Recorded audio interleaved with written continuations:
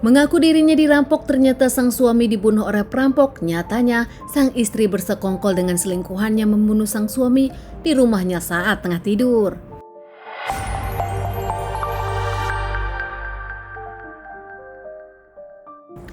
Warga Gampong Arah Aceh Timur tiba-tiba menjerit malam hari hingga membuat para warga mendatangi rumah tersebut. Rumah itu ternyata adalah rumah Zazuli, penjual es cendol keliling. Istri dari Jajuli dan anak-anak berteriak ada perampok yang datang ke rumahnya hingga membunuh Jajuli dengan kejamnya. Sontak saja membuat para warga kaget dan langsung berdatangan ke rumah Zazuli. Masuk ke kamar, tak tega ternyata melihat Jajuli emang udah gak bernyawa dan juga sudah banyak darah di mana-mana. Pak RT bahkan para warga pun bertanya-tanya ada apa yang terjadi di rumah Zazuli hingga akhirnya Zazuli mengembuskan napas dan napas di kasurnya sendiri dengan berselimutkan darah. Para warga yang berada di sana pun langsung menelpon pihak kepolisian. Tak lama pihak kepolisian pun datang ke rumah Zazuli langsung oleh TKP dan juga langsung interogasi istri Jajuli. Dari pengakuan istri Jajuli kepada pihak kepolisian, saat itu dirinya tengah tidur di kamar anak-anak. Dirinya mendengar suara berisik di jam 2:30 subuh dari kamar utama tempat sang suami tidur. Ternyata saat itu ada dua lelaki yang memang sudah mau kabur lewat jendela. Setelah dirinya ke kamar melihat sang suami Jajuli, ternyata sudah digorok tak bernapas dan bermandikan darah. Di awal sendiri pihak kepolisian percaya dengan pernyataan istri Jajuli. Namun setelah dimintai keterangan kepada orang lainnya, dirasa ada yang janggal. Kenapa perampok memilih rumah Jajuli yang jelas di dalamnya tak ada harta? Bahkan masih menurut pihak kepolisian, apalagi saat dilihat memang tak ada harta yang hilang.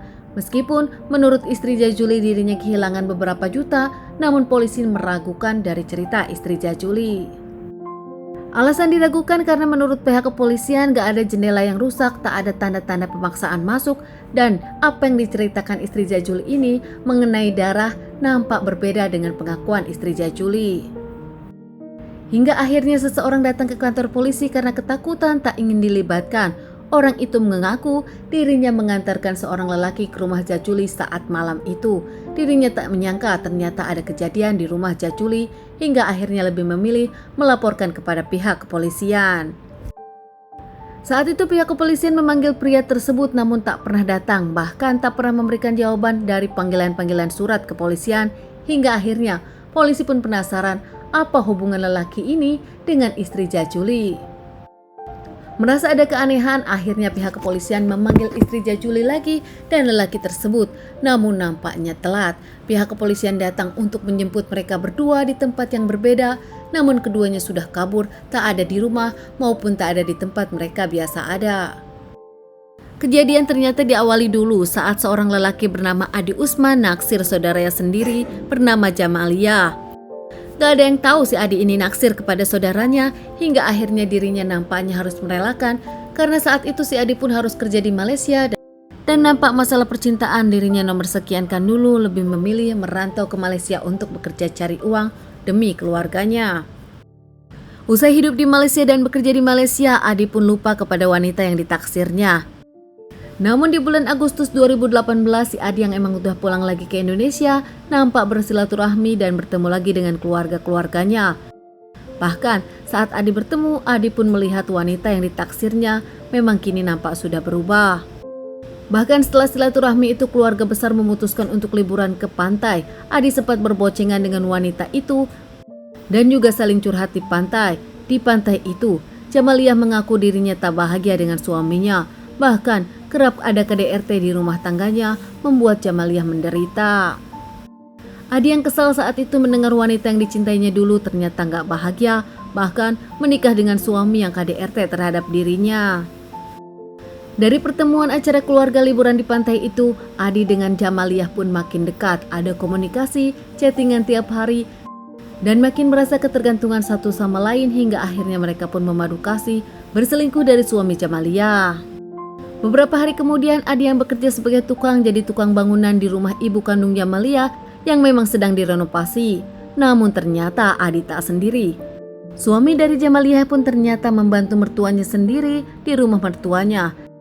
Saat itu Jamalia pernah meminta Adi untuk membunuh suaminya, namun Adi saat itu hanya iya-iya saja karena merasa belum ada keberanian. Adi dan Jamaliah yang kerap jalan-jalan di belakang sang suami pun bahkan tak hanya itu, Adi mengajak kawin lari namun Jamaliah tak mau. Jamaliah lebih menginginkan kalau sang suami dibunuh, dihabisi, agar dirinya bisa menikahi si Adi ini dengan kehidupan yang tenang.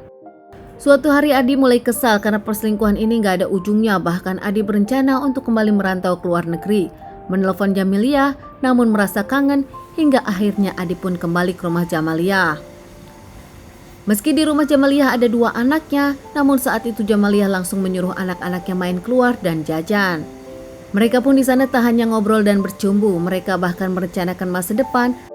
Saat pulang dari rumah Jamaliah, si Adi pun laporan kepada Jamaliah kalau dirinya bertemu dengan Zazuli, suami Jamaliah.